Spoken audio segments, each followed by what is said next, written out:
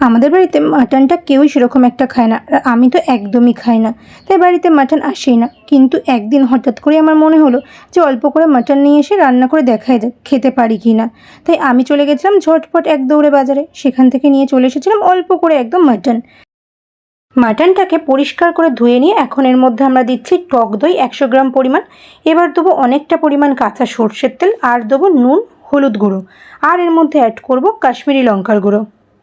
এবার আমরা এর মধ্যে দেবো অনেকটা পরিমাণে আদা বাটা। আমি যতটা জানি মাটনে কিন্তু আদা বাটা একটু বেশি করে দিলে খেতে বেশ ভালোই লাগে।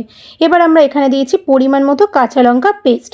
এবার সবগুলোকে হাতের সাহায্যে খুব ভালোভাবে মাটনের সাথে ম্যারিনেট করে নেব। এই ম্যারিনেশনটাই কিন্তু আসল, যত ভালোভাবে ম্যারিনেশন হবে তত কিন্তু মাটনটা জুসি হবে। আর তোমরা চাইলে এই অবস্থাতে রসুন বাটাও দিতে পারো, কিন্তু রসুন বাটা আমি মাটনের সাথে ম্যারিনেট করিনি। মাটনটা যদি এইভাবে ম্যারিনেট করে হোল নাইটের জন্য ফ্রিজে রেখে দেওয়া হয় তাহলে কিন্তু বেশ ভালোই হয়, কিন্তু আমার হাতে যেহেতু সময় ছিল না সেই জন্য আমি ওই 1 ঘন্টা মতো ম্যারিনেট করে রেখে দিয়েছিলাম। যত বেশি ভালোভাবে মাটন ম্যারিনেট হবে আর যত বেশিক্ষণ ম্যারিনেশন অবস্থায় থাকবে তত কিন্তু মাটনটা সফট হবে।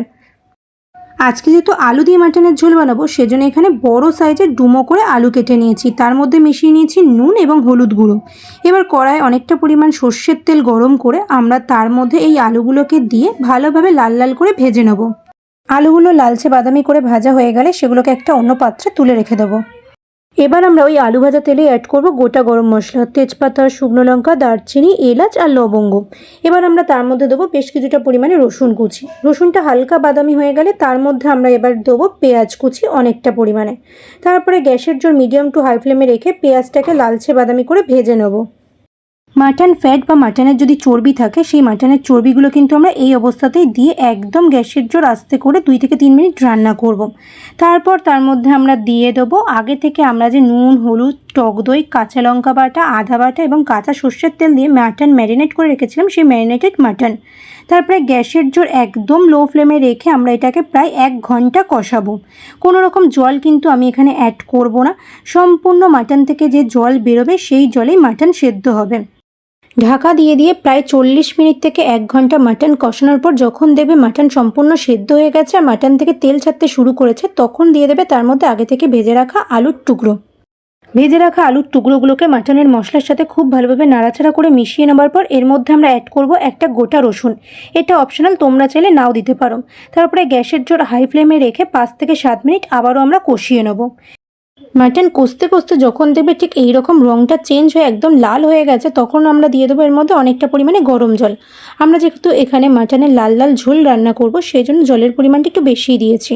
প্রায় 2 থেকে 3 মিনিট আমরা মাটনটাকে ফুটিয়ে নেব। তারপর তার মধ্যে অ্যাড করব শাহি গরম মশলার গুঁড়ো, বা তোমরা চাইলে নর্মাল গরম মশলার গুঁড়ো ব্যবহার করতে পারো, আর দেবো বেশ কিছুটা পরিমাণে ঘি।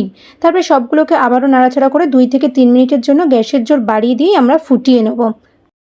ব্যাস আমাদের তৈরি হয়ে গেছে লাল লাল ঝাল ঝাল মাটনের ঝোল।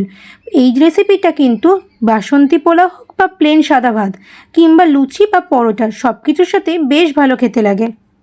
ওই যে ভিডিওর শুরুতেই বললাম আমি মাটন একদমই খেতে পারি না, তাই নিজের হাতে এত কষ্ট করে মাটনটা রান্না করলেও এই মাটনটা কিন্তু আমি টেস্ট করতে পারিনি, কিন্তু আমার দিদা মাটন খেতে খুব ভালোবাসে। তো যখন কষাচ্ছিলাম তখনও দিদাকে দিয়ে টেস্ট করেছি, আর মাটন রান্নার শেষে দিদাকে দিয়ে টেস্ট করিয়েছিলাম। দিদা কিন্তু খেয়ে বলেছে বেশ ভালো হয়েছিল আমার মাটন রান্নাটা। শুধু আমার দিদা নয়, আমার এক বান্ধবী ত্রিয়াশা, তাকে দিয়েও আমি টেস্ট করিয়েছিলাম, সেও কিন্তু আমার এই হাতের মাটন রান্না খেয়ে বলেছে ভীষণ ভালো হয়েছে। তাহলেই আর কি, তোমরাও বাড়িতে অবশ্যই একবার এইভাবে মাটন রান্না করে দেখো, আশা করছি তোমাদের বাড়ির সবারও খুব ভালো লাগবে।